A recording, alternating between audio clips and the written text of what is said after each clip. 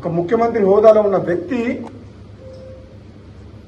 వాళ్ళను ఉద్దేశించి చులకనగా అవమానకరంగా మాట్లాడితే బాధ అనిపించి ఇది మంచి పద్ధతి కాదు అని చెప్పేసి నేను ట్వీట్ చేయడం జరిగింది. వీళ్ళకు మద్దతుగా నా మద్దతు ఎప్పుడు కొనసాగుతుంది.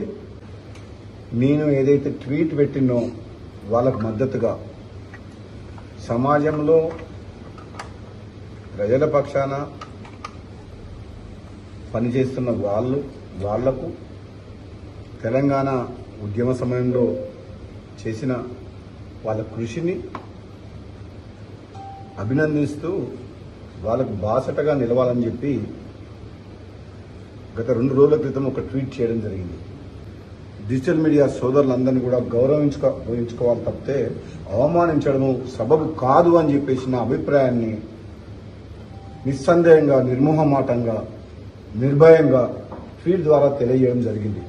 అందరం కలిసికట్టుగా డిజిటల్ మీడియా సోదరుల పాత్ర కూడా ఉంది దాంట్లో. అందరం కలిసి ఈరోజు ప్రభుత్వాన్ని ఏర్పాటు చేసుకున్నాం. ఇటువంటి తరుణంలో ఒక ముఖ్యమంత్రి హోదాలో ఉన్న వ్యక్తి